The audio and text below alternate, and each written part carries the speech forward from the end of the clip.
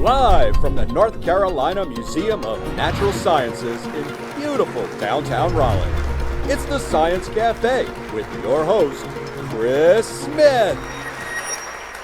Good evening, everybody. Hi, happy Thursday. Happy Science Thursday. Welcome to the North Carolina Museum of Natural Sciences. You have made it to the Science Café. This is when you can get a bite to eat on a Thursday night and get a bite of science. That's what we do here. Spring is upon us, is it not? You know what spring is a really good time to do? Join the Friends of the Museum. Spring is a wonderful time to think about all of the great things that are happening at the museum. Think about the last 4 months and all of the great events that the museum's brought to you. The SciTech Expo, Astronomy Days. If you've enjoyed all of those things happen here at the museum because we have a great community of support, and we want more people to join that community of support. We've actually been working on some exciting new ways to bring members, friends of the museum, into the museum more often and do some pretty exciting things. At the end of April, we're actually launching the first in a series of brand new member tours. You'll get behind-the-scenes access to some of the collections, the curators, collection managers, and the research that goes on here at the museum. So you'll get a behind-the-scenes tour of some part of the museum paired with somebody who knows a whole lot about that particular part of the museum. It promises to be very fun, very exciting, and it should be great for all ages too. So that family membership's finally going to pay off. You can bring everybody you like. Sign up for the member tours, Friends of the Museum.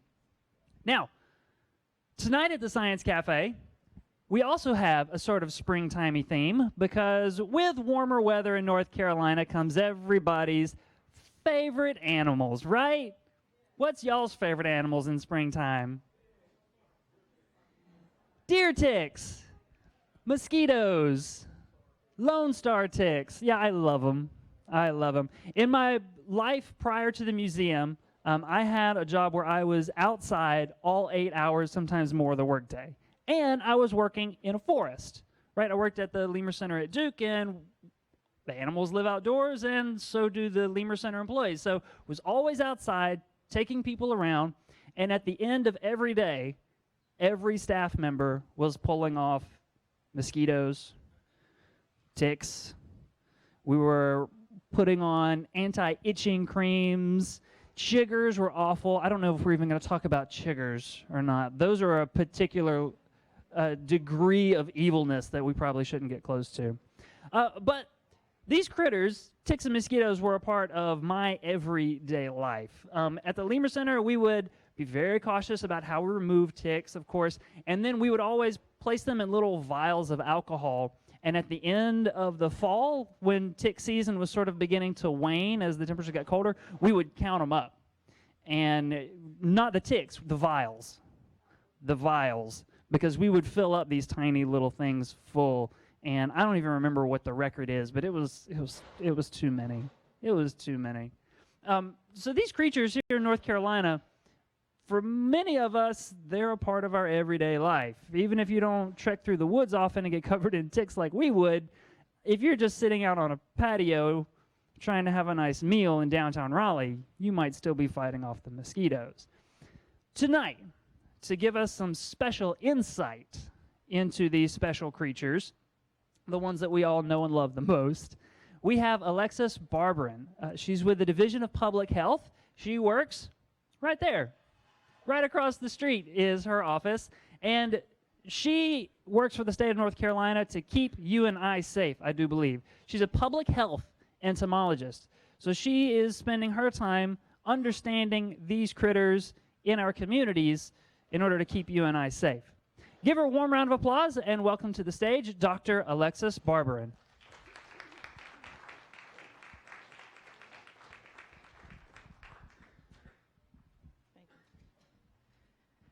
Good evening. So my name is Alexis Barbarin, and I am one of 2 public health entomologists in the Division of Public Health, which is actually across the street that way in the Cooper building. Prior to studying, or not studying, because I don't do studying anymore, but prior to tick and mosquito work, I worked in bed bugs. So I just traded one blood-feeding bug for the next, essentially. So today I'm going to talk to you about ticks and mosquitoes in North Carolina, which ticks we have, which mosquitoes we have, and how you can prevent tick and mosquito-borne disease in North Carolina this summer. So just to give you a little background about the Division of Public Health, one of our primary focuses is vector or communicable disease surveillance, which includes vector-borne disease. And of that, this is just a graph of the communicable diseases that we have in the state of North Carolina, but it doesn't include STDs and that sort of thing, but it does include everything else. So if we did include the STDs, you wouldn't see any of these because there's so many STDs that we report in the state of North Carolina. However, vector-borne disease comes in a close fourth behind enteric diseases, so diseases you get from foodborne illnesses and hepatitis. So you can see last year we had about 995 cases of vector-borne disease in the state of North Carolina. And if you break those vector-borne diseases down into mosquito-borne diseases versus tick-borne diseases versus Zika virus, you can see that last year we had 75 cases of mosquito-borne diseases, and those include malaria, dengue, chikungunya, those sorts of things. Most of those, well, all of those that I just named are not transmitted in North Carolina. People go to other places in the world and get those diseases and come back, but they still have to be reportable in the state. Also, Zika, we had 98 cases of Zika last year. None of those, I repeat, not a single one, none of those were contracted in the US or in North Carolina. All of those are travel-associated cases of Zika virus. And then we had 822 cases of tick-borne illness. So you can tell from the distribution that tick-borne illness causes the most morbidity with respect to vector-borne diseases in the state of North Carolina. Well, unfortunately, mosquito-borne diseases get most of the press. So Zika, everyone's talking about that. That's the new hot thing. So what are the disease vectors that we have in the state of North Carolina? And I put up the 3 most common ticks and the 3 most common mosquitoes that we have in North Carolina. So everyone knows the black-legged tick, which transmits Lyme disease and also transmits anaplasmosis. And then also we have the Lone Star tick and the Gulf Coast tick, which both transmit Rocky Mountain spotted fever. And then the Lone Star tick also transmits ehrlichiosis. And then we have a whole bunch of 3 Aedes species mosquitoes, Aedes albopictus, which is I don't want to call it the Zika mosquito because it's not the traditional Zika mosquito, and I don't want to scare you into thinking you'll get Zika in your backyard. But it is possible that Aedes albopictus can transmit Zika. It also transmits dengue, chikungunya, and things like that. And then we also have Aedes triceriatus and Aedes japonicus, and these 3 species will come up later in the talk as well. So these are a couple of the vector-borne diseases that we have in North Carolina. Lacrosse, which we only had about 9 cases in 2016. Zika, I told you we had 98 cases, but none of those were locally transmitted. Rocky Mountain spotted fever, almost 500 cases. West Nile, we only had 2. And triple E, Eastern equine encephalitis, we had 2 cases. So these are the prominent ones, but I starred Zika because we have not had any locally transmitted, and I will say that again and again and again and again, no locally transmitted cases of Zika in North Carolina.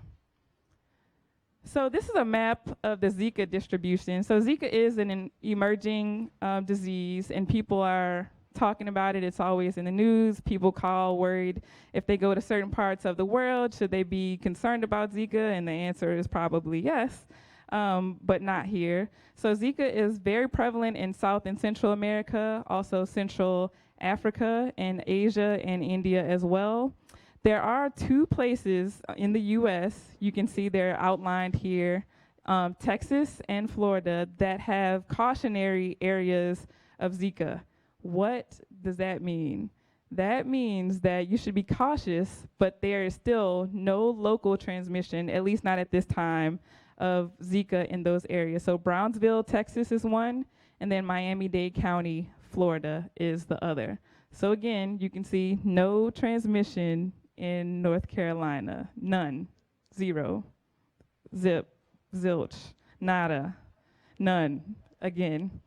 So there's a couple of things that have been going on in North Carolina that I want to bring to your attention. So again, with Zika, people are concerned about whether Zika can be transmitted or acquired in North Carolina. And one of the main things or reasons that we don't have transmission of Zika in North Carolina in probably other parts of the U.S. minus Florida, but we're not going to talk about that, is that we don't have the primary Zika mosquito, which is Aedes aegypti.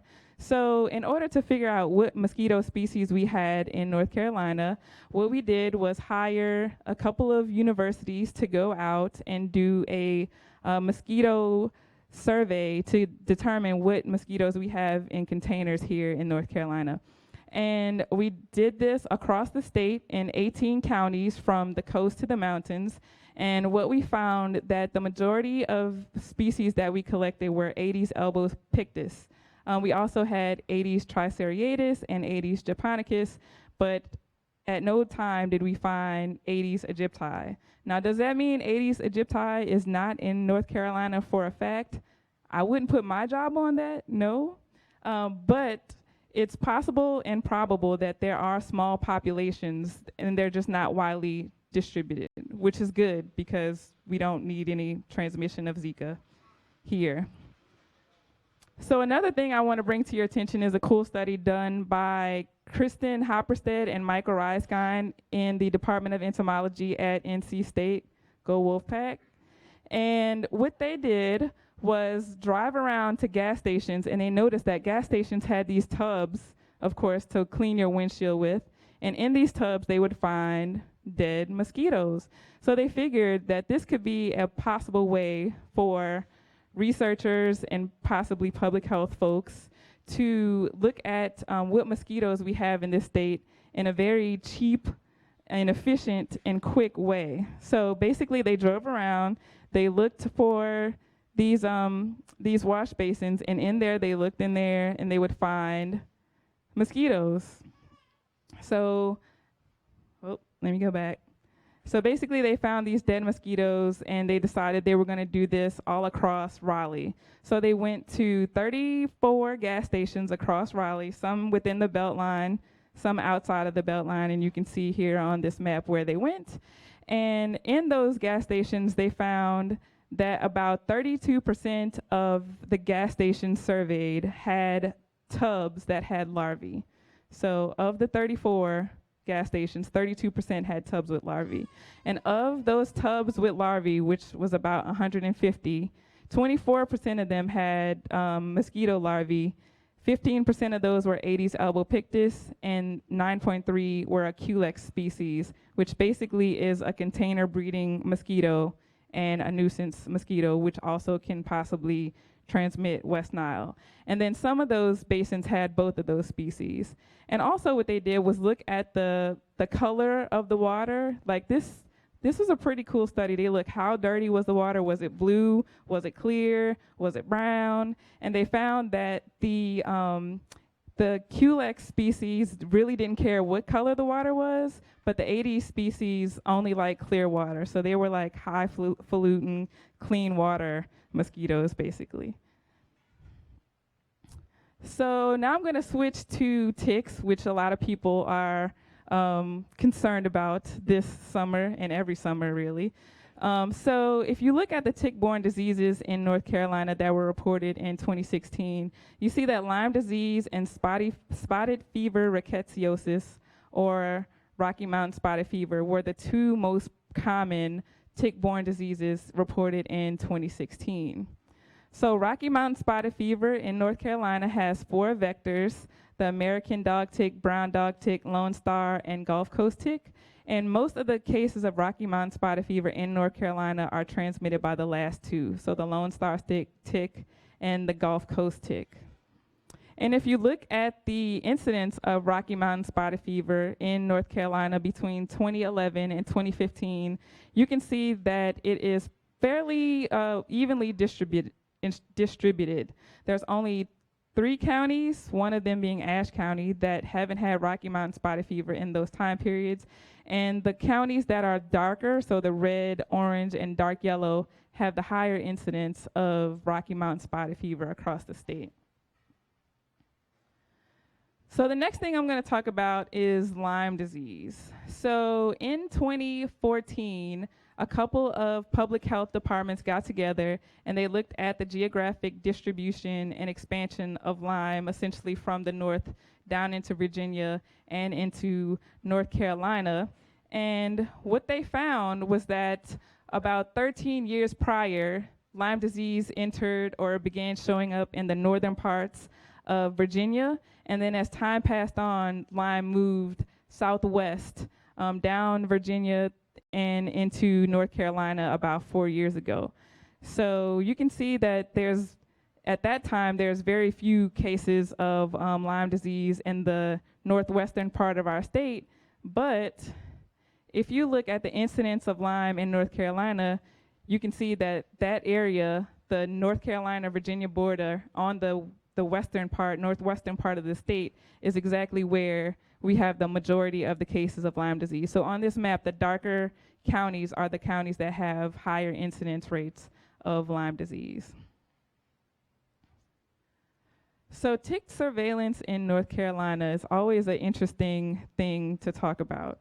So in public health, while we do have 2 entomologists, myself and Michael Doyle, it is not currently our job to go out and do tick surveillance. So back in 2011, there was a whole group of entomologists that weren't in public health, were in a different division, that would do these sorts of things, particularly mosquito surveillance, and that was disbanded. But now the state has hired us too, but unfortunately, that, I don't want to say it's not in our job description, but we don't have a whole slew of people essentially to be able to do tick surveillance across the state. It's literally us two. So as a result, we will rely on a lot of citizen scientists, the local health departments, and the universities to help us to do tick surveillance across the state. So this is a picture taken about 2 weeks ago of my counterpart, Michael. And we went to Virginia to drag for ticks on a case of a patient that was a North Carolina resident and possibly got a disease in Virginia, a tick-borne disease in Virginia.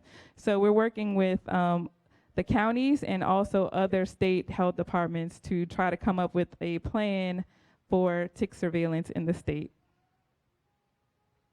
So how can you fight the bite this summer?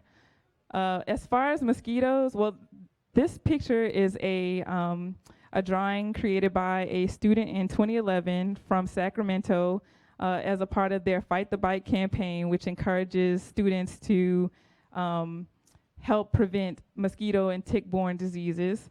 So they illustrated how to prevent mosquito-borne diseases with the 5 Ds. So one of them is dusk to dawn. Unfortunately, some of these disease-transmitting mosquitoes like Aedes albopictus will bite during the day as well. So I will tell you dusk, dawn, day, daylight, dark, all that. So you need to be cognizant that these mosquitoes, while the nuisance mosquitoes will likely be out in the dusk and night, most of the disease-spreading mosquitoes will be out all day long, basically.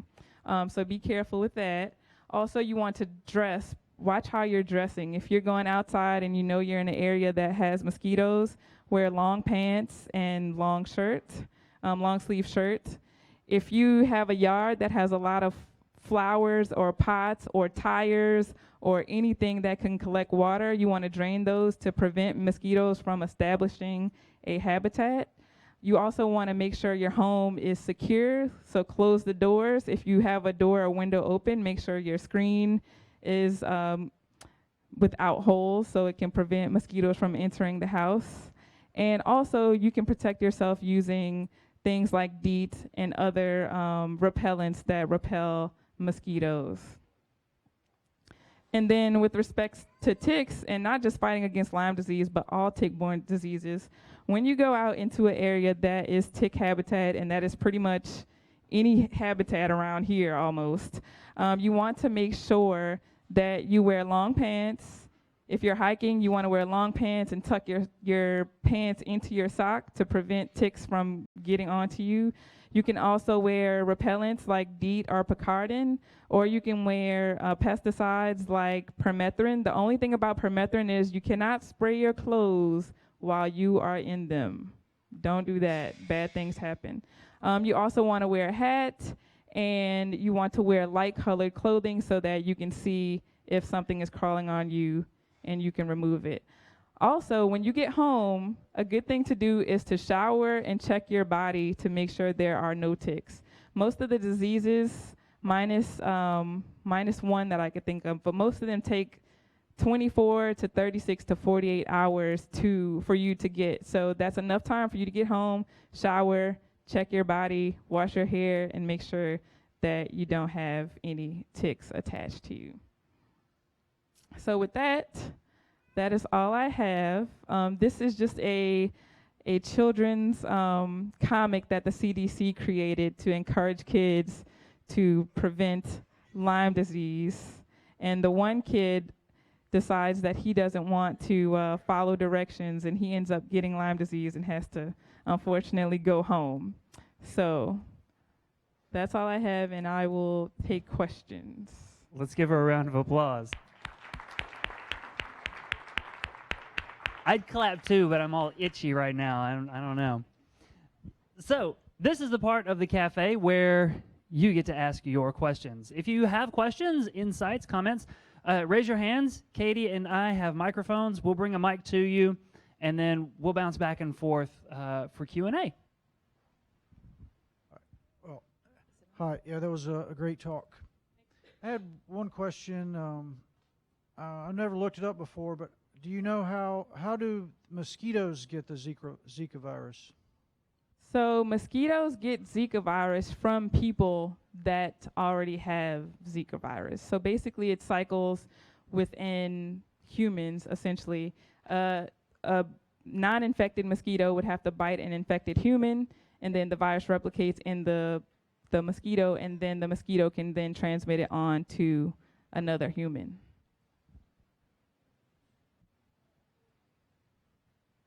I was curious. I've always heard that Lyme disease is pretty exclusively associated with what we call the deer tick, whichever one that is. Is that true or not true? So previously, that's the thing with common names of bugs. So one person will call it one thing and another will call it another thing. So it was previously called the deer tick, but it's also called the black-legged tick. So it's the same thing, Ixodes scapularis. Which is the very small tick that's hard to see sometimes. Is that correct? So It's the dog tick or brown tick. it's not small to me, but then again, I'm a person that studied bed bugs and had no problem finding them. But I would say maybe half the size of an apple seed. Whereas a dog tick or brown tick is usually maybe up to a quarter inch across. Okay. They're a little bigger. So two very short questions, I think. What diseases are more prevalent in the daytime mosquitoes? So I have my other entomologist here, and I will have him come up and answer your mosquito question. He's coming. So much for short.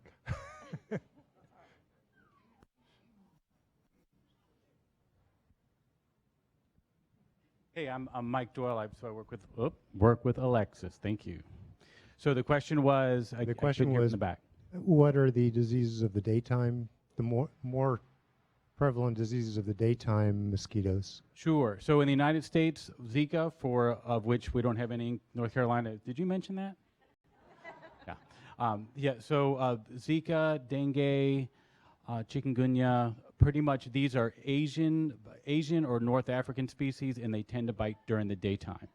The more traditional North American mosquitoes are more nighttime biters. So West Nile virus is a nighttime disease, and that's why from public health perspective, the original education messages you saw were dusk and dawn, because those species come out right about dusk, bite birds all night long, and then stop, just about dawn. But when the birds get up and go fly, the mosquitoes go to bed. So so those are species. Eastern equine encephalitis, St. Louis, those are also species that bite at night. So until chikungunya arrived in the recent past, pretty much all diseases were at night. Thank you. The second question is just, what is there a recommended method of tick removal that does the job best? If you have some flat forceps, you can just pull them out. Also, what I want to say too is if you find a tick and you remove it from yourself, you should save it and wait until something happens or doesn't happen.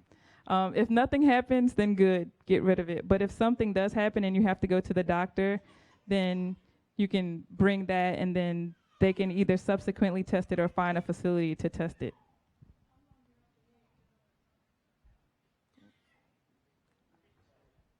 What's the question?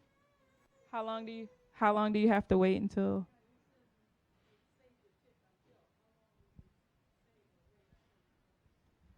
That's a good question. So I would say a month. Usually if you're going to get some tick-borne disease, you'll show symptoms within a month. How does that disease work with Lone Star ticks where you can't eat red meat? I mean, how does that actually work? A disease where you cannot eat red meat, yes, that is transmitted by... It's always from the Lone Star tick. I have not heard of such. Well, what were the symptoms you had for the Lone Star tick? For which? The diseases. For Rocky Mountain spotted fever? No. For which? It was one of the odd sounding diseases. No, I've known people that had bit by a Lone Star tick, and for like 9 months to a year, if they eat red beef meat, they will like get sick or throw up or whatever. I have never heard of that. I have never heard that. Okay. Hi, Alexis. Hi, And Alexis. it sounds like something like that. Sorry, I'm going to jump in real quick because for what you study and what you do in the case of some of these diseases, it sounds like maybe this particular thing wouldn't be something that falls under your study when you're looking at ticks and Lyme disease or Rocky Mountain spotted, because it's not something exactly that has like disease-like symptoms or reactions. But because I think it's an allergy that's developed. I know two people who, so, alpha-gal. We'll Google it. Yeah. We'll Google it later. Okay, next question. Hi, Alexis. Can you go back and talk a little bit about some of the symptoms of tick-borne, like a bullseye rash, what people should look for if they're hanging on to those ticks? Okay. So for Rocky Mountain spotted fever, you basically need a fever, and you will have arthritis, myalgia, you'll have a spotted rash, basically, and flu-like symptoms. Then for Lyme disease, one of the things we look for case definitions of Lyme disease is a EM or erythema migrans rash, which does look like a bullseye, and it's usually at the site where the tick has bitten the person. People also get arthritis, myalgia, headaches, fever. So basically flu-like symptoms and a rash for Lyme disease. Very, very interesting. So I wonder why some diseases are transmitted by some mosquitoes rather than others. and some diseases are transmitted by some ticks rather than other ticks. I guess we got a little bit of a hint from your colleague with was it West Nile that involves birds as part of the cycle, and they're likely to get bitten by the mosquitoes at night. So the mosquitoes that like the birds transmit West Nile. But are there reasons for other diseases why it's this tick rather than that, this mosquito rather than that mosquito? I'll work on the mosquito part. Fortunately, but before 2 jobs ago, I got to work at CDC, and my job was vector competence. So why do mosquitoes get certain diseases and carry those? And the short story is that every mosquito species can get a variety of diseases, and that's all physiological. The way it's what's in its cells, how the virus replicate within the cells and then spread throughout the mosquito, get into its salivary glands and then infect. So some mosquitoes can get sick from a disease but then can't transmit it. Other ones can, and that's all species dependent. There's trends within certain genre that do, but that's only part of the puzzle. The second part is that mosquito has to then bite people to transfer the disease. Like, for example, we have a mosquito called Culiceta melanura, which is in hardwood lowland forests in North Carolina, and it can carry eastern equine encephalitis and carries it a lot. But that mosquito doesn't like people. You can walk around in those swamps, and the mosquito will fly right by you looking for a bird. So if there's 100 people and 1 chicken, they'll go after the chicken. So they're transmitting the disease around to birds, and the only way that people get it is that other mosquitoes like to bite birds and bite people. And so that mosquito will happen to bite a bird that has it and then happen to bite a human. They're called bridge vectors because they bridge from the disease-carrying bird to humans. So there's 2 things that are important. Can the mosquito carry the virus by itself? And then secondly, does it like to bite the people that human beings? And just to underline that very interesting thing that you said about the mosquitoes themselves, that there's the question of whether the particular disease could replicate in that particular kind of mosquito, and also whether its biting apparatus, salivary glands, and presumably the piercing part can can carry and transmit the virus. Yes. Pretty much all female mosquitoes, except for a couple of species, can bite and infect humans with diseases. Male mosquitoes don't bite at all, just so everyone knows that. That's not a concern at all. Male mosquitoes cannot bite, physically cannot bite. They don't have the parts in their mouth to do that. But all mosquitoes can transmit disease if, number 1, they can carry it and grow the virus in their body, and then 2, if they bite. And that's a good thing with, like, people say, why don't we have Zika so far in North Carolina? I think we mentioned that? Yes. And the reason is the mosquito that we do have, this Aedes albopictus, Asian tiger, is very good at carrying Zika virus. If you infect it in the laboratory, it will grow Zika and sometimes faster than the bad Aedes aegypti does. However, it likes to bite everything. It will bite chickens and birds and cats and lizards and frogs and guinea pigs and turkeys and everything. So it's not, so if it bites a human that has Zika, say someone comes back from Puerto Rico and has Zika, that mosquito may bite you, but then it has to find another human to bite, and it's just as likely to bite your dog or the cat next door or the bird up in the tree. So it doesn't, so every time it gets Zika, it's not likely to transfer it. Where the mosquito down in Florida, where I just came from, bites humans and humans and humans. So it's always going to transmit. I've got 2 questions. The first one is, you said save the tick in alcohol. Are you going to culture it? Save the tick in alcohol? So I would say just in the freezer, in no alcohol, because there are certain viruses that will be killed or their RNA will be denatured by the alcohol. So just freeze in the very far back of the freezer. No problem. Second question.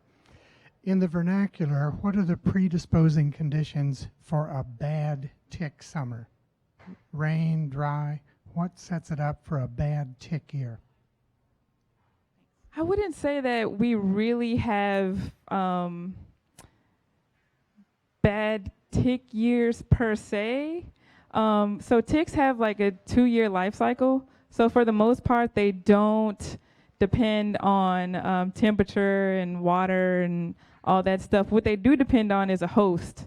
So we will have a good or bad, good for them, bad for us, tick season if we have a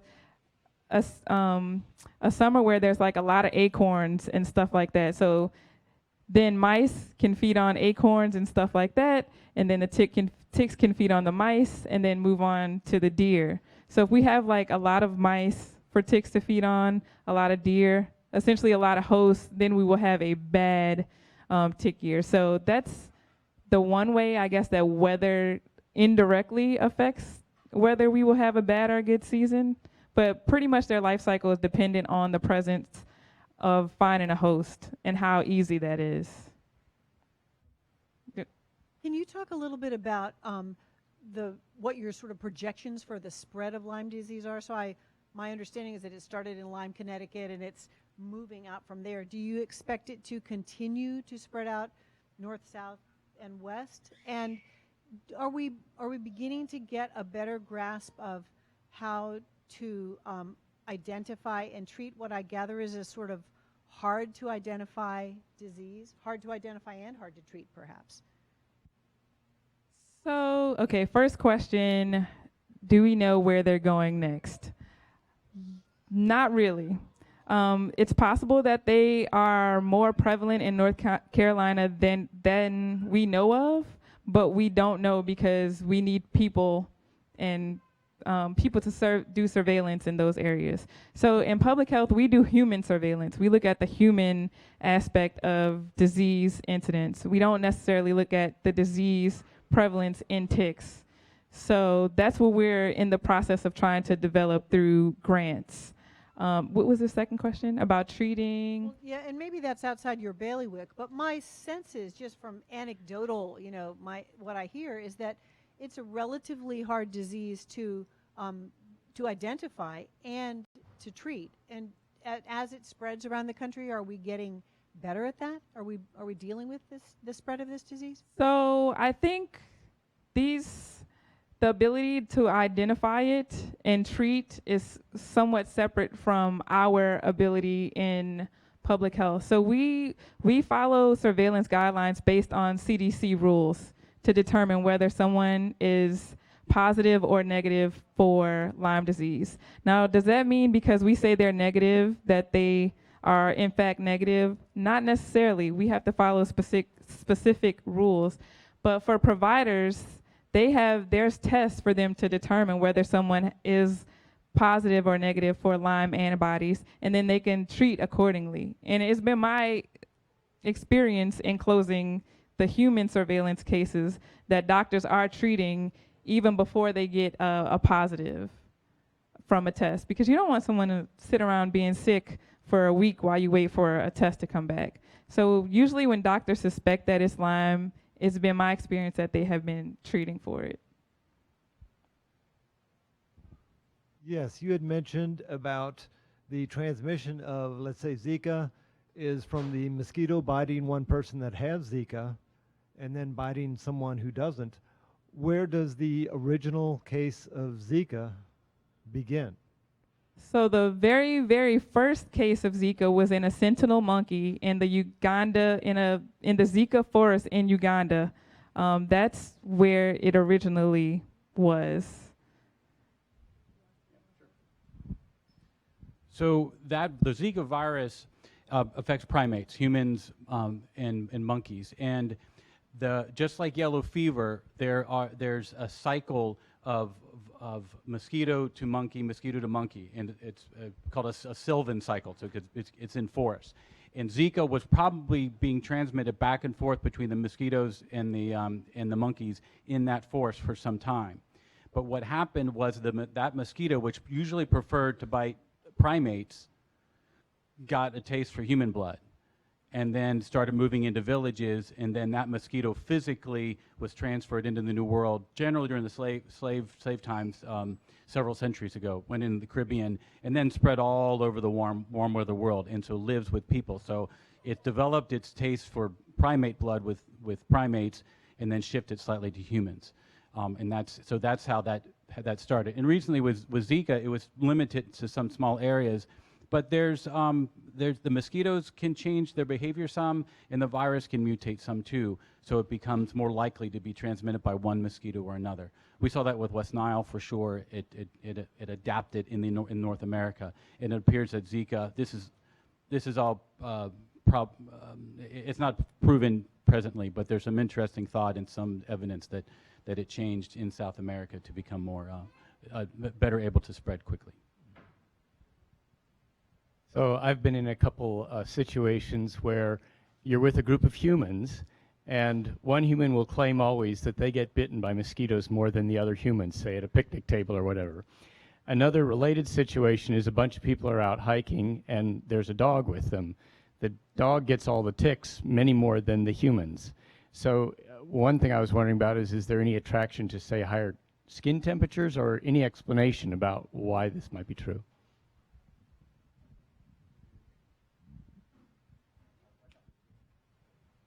So the answer is yes. Mosquitoes do like some people more than others. I had a friend who did this horrible experiment in order to create a trap that would collect mosquitoes. And so they got 200 volunteers, and they put human volunteers, and they put them in a tent full of about 1,000 mosquitoes, and then counted how many mosquitoes bit them in a 10-minute period or some period of time. And they found out that there were some people who got bit by 999 of those, the one that they didn't manage to smack, and other people that get but very, very few. And so what they did is they analyzed their skin chemistry and found that there are certain acids like lactic acid, oxalic acid, and some others that are very attractive to mosquitoes. And so they built a trap with those chemicals. In fact, right now, the traps that we use here in Raleigh have a little capsule, and in the capsule are human smelly substances that they got from those experiments to attract mosquitoes to it. Along with that, is there anything that you can consume? I mean, somebody told me something about some certain vitamins that you could take and then you wouldn't get bitten as much. There's not good evidence for that because human chemistry is so different. You can take a really attractive person, and there's no way you can take enough. I worked in the field in mosquito control, and I was outside 40 hours a week, like you were. And I tried B12, ate bananas by the boatload, and garlic. And garlic did repel girlfriends, but it didn't repel mosquitoes very much. So there's some minor evidence, but human variation is too high to get any significant. And temperature not necessarily a factor? Oh, temperature is actually, because when mosquitoes are mainly attracted by carbon dioxide from a distance, so they can smell carbon dioxide from a long ways away, many, many meters. But when they get close, they can see infrared essentially, and so the hottest person, they figure if you're hot, you must have a lot of blood circulating, and so people with higher blood or skin temperatures are more likely to get bit than people with cold skin temperatures. You were going to answer about dogs and ticks. Yeah, that I'm going to have to put a pin in and look into. 2 questions. Do mosquito plants like citronella or lemongrass work? And how come you can't spray the pyrethrin on your clothing while you're wearing it? So I'll answer the second question first and then let Michael answer the first. So the reason you can't spray permethrin on your clothes while you're wearing it is because the label tells you not to. And essentially doing anything against the label is against the law. So essentially you'd be breaking the law, but it's probably not a good idea for it to be directly on your skin wet. So basically what you do is take your clothes, if you're going to go on a hike the next day, spray them with the permethrin and then let them dry. And then it's effective for 2 weeks, but you're not putting essentially wet pesticide directly onto your skin. If you're like some people that figure a little repellent's good, a lot's better, and you spray your t-shirt and soak it, then you're getting the product on your skin directly. Oh, citronella. So yes and no. Citronella plants work. Yes, they do in that the citronella oil is a confusant to mosquitoes. It doesn't necessarily repel them, like make them fly away, but the smell interrupts their ability to detect human beings.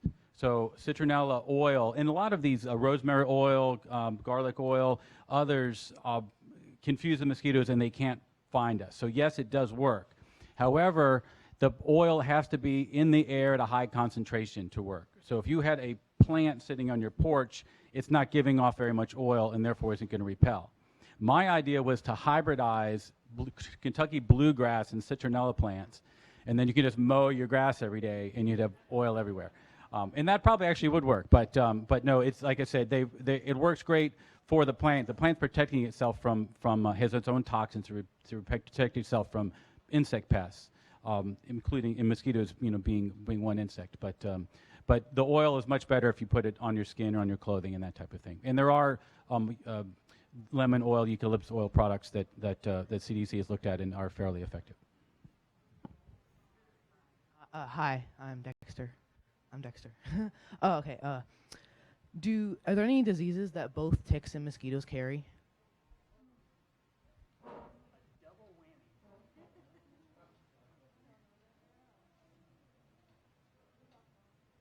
So we only have to worry about ticks or mosquitoes. Yeah, I think that we have come to the consensus that we don't think that there are. At least we haven't heard of any. So just one interest, mosquitoes can carry multiple viruses at the same time. So you can get bit by a mosquito and get Zika and dengue simultaneously. And that's been unfortunately proven. Not a good situation, but it can happen. I want to talk about Lyme disease, but I really wanted to say that I've had experience with mosquitoes here in North Carolina. They eat me alive, and I get welts that last for days. And I spend several months of the year at times in Belize, and the mosquitoes don't like me there at all.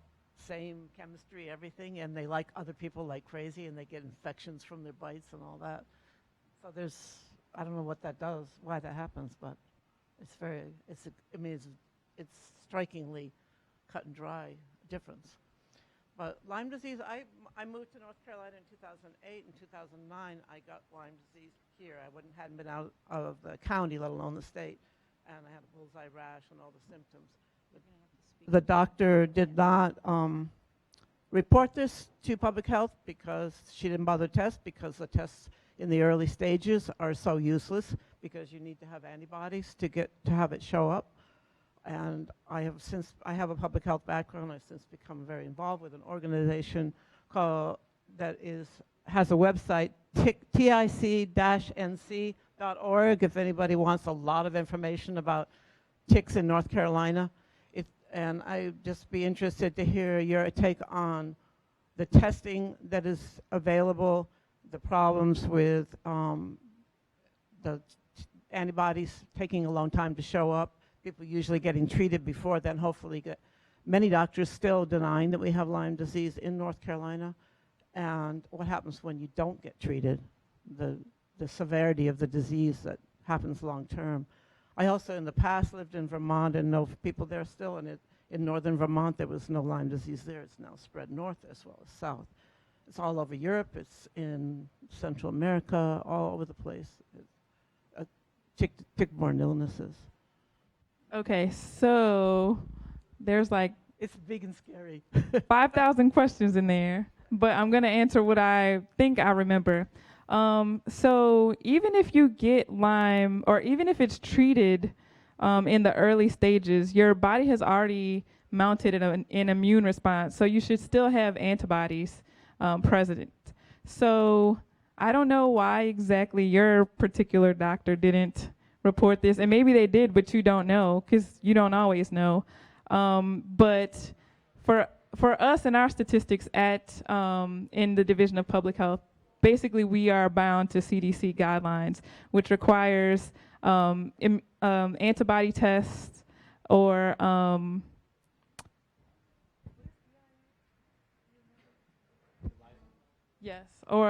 PCR or ELISA testing, basically.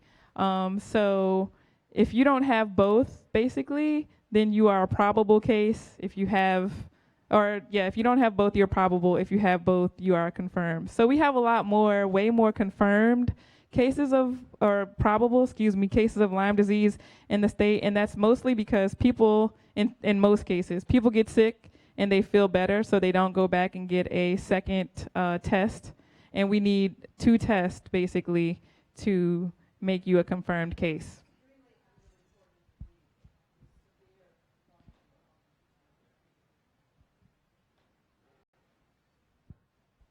So I think we're getting close to the ends, but I have, I think, what's going to be the last question. Since I started working here at the museum, I've had the opportunity to meet a handful of entomologists. They're all fascinating, wonderful people. But most of the entomologists that I'm not going to say anything else about them, not with 2 on the stage. But it seems like most of the entomologists that I've had opportunity to have lots of conversations with got interested in entomology, in bugs and insects and whatever they in particular have been studying at a very young age. There was something about small creepy crawlies that got them interested. So Alexis, what brought you to entomology? So I didn't get into bugs at a young age, actually. So I'm originally from New Orleans, which is the best place on earth. I'm a little biased. And when I was in college, I studied caterpillars and butterflies because they were cool and cute, and I'm a girl, and like that's what we like is butterflies and stuff like that. And then I went on to grad school, and I was gonna study the gypsy moth, which is also a caterpillar and then a moth, cousin to the butterfly, but it is mostly a forest pest, and I was a city girl. So I wanted to study something that was a city pest, and I thought, well, New Orleans has a lot of cockroaches. I can study that, but that's gross. So instead, I'll study bed bugs because that's so much better. So that's basically how I got into the whole thing, a whole bunch of bad choices in life. Oh, let's have Michael answer that if you don't mind. Similar story. Mine did start as a small child. I actually had a speech impediment when I was small, and I didn't talk much, so I spent all my time playing with bugs in the ground. And then you can see I've been trying to catch up with all those words ever since. So, but yes, so I got interested in insects, got into agricultural bugs, and then spent some time in Africa and saw a child die of malaria who I knew when I was there. And that got me really interested in using skills to help for public health. And so I switched into medical entomology.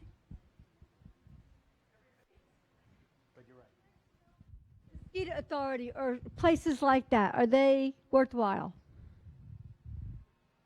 What places? Come to The your private. house and they spray. Okay, so I'll have to be careful how I answer that as a government employee. If they use products that the mosquitoes are not resistant to, of which some of them they are, some of the natural products like the garlic oils and some of those are effective. So I can't say blanket. All I can say is if they've chosen a product that does kill those mosquitoes, that they're not repellent or resistant to, which again, some chemicals they are, and they apply it to the correct places where the mosquitoes are hiding, then yes, they can significantly reduce the number of mosquitoes on a property. But like there's a lot of caveats on there. I've seen some really good companies that do a great job. I've seen others that cut corners. So it really depends on the individual contractor. So I think to wrap it up, tell us, where can we go to find out more information? So if you want more information on mosquitoes and ticks, basically you can either contact myself, Alexis Barbarin, or Michael Doyle. Here's our contact information here on the screen. Or you can go on the Division of Public Health's website. And we have a whole website that has fact sheets on Lyme, Rocky Mountain spotted fever, malaria, Zika, pretty much anything you can think of. If it's reportable, we have a fact sheet on it. Well, I think the state of North Carolina is better off for having you two. Thank you very much. Give them a round of applause. So everybody, I will implore you to do two things. The first is that on your tables there are feedback forms. At the bottom, if you leave us your best contact email address, we will keep in touch with you. Not like every week. We won't email you that often. But if you like the Science Cafes, want to come out to the next one, you can sign up and we'll let you know when we have special events like this one going on. The Science Cafe here is every Thursday, but we'll let you know what events are coming up so that you can plan out your weeks. And number 2, stay safe out there in the North Carolina summer, spring and fall and winter, and tape your socks up around your pants and wear tall socks. Be safe, everybody. Have a great Thursday night. Thank you for coming to the Science Cafe.